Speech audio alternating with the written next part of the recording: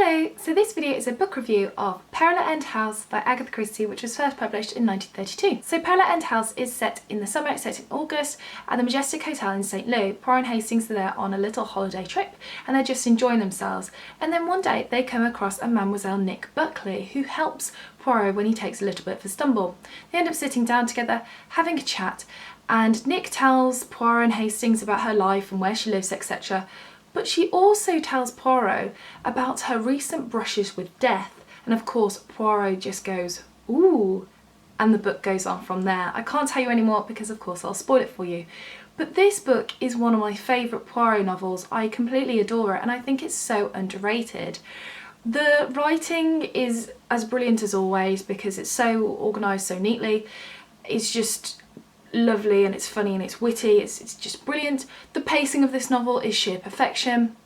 And something that I do love about this novel, because it's an early one, if you didn't know, in the early ones and also the last one, Captain Hastings himself is the narrator, so it's in first person and Hastings is telling us the story.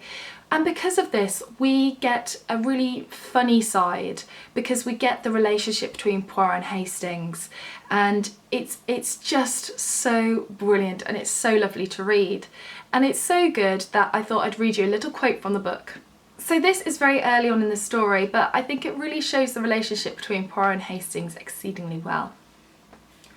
"Tell me, Poirot," I said, that being Hastings, "are you never tempted to renew your activities? This passive life suits me admirably, my friend. To sit in the sun, what could be more charming? To step from your pedestal at the zenith of your fame, what could be the grander gesture? They say of me, that is Hercule Poirot, the great, the unique.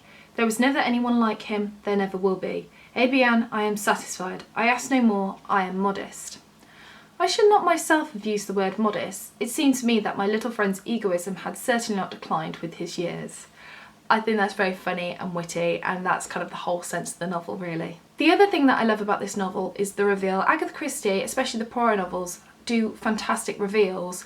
You know, Poirot's a very vain man, he knows how clever he is, he knows that he can solve the crime, so why not go OTT on the reveal, and this one certainly does. It's so overdramatic.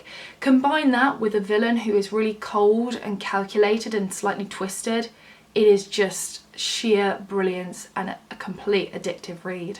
So that's it for the review. I hope you enjoyed it, I hope it's intrigued you enough to pick up the book, or if you've already read it, why not have a reread because it's just so brilliant. If you want to get your hands on a copy of Peril at End House, it'll be linked in the description bar as always. And that's it. That's it for today's video. So take care and I shall see you soon for the next one. Bye for now.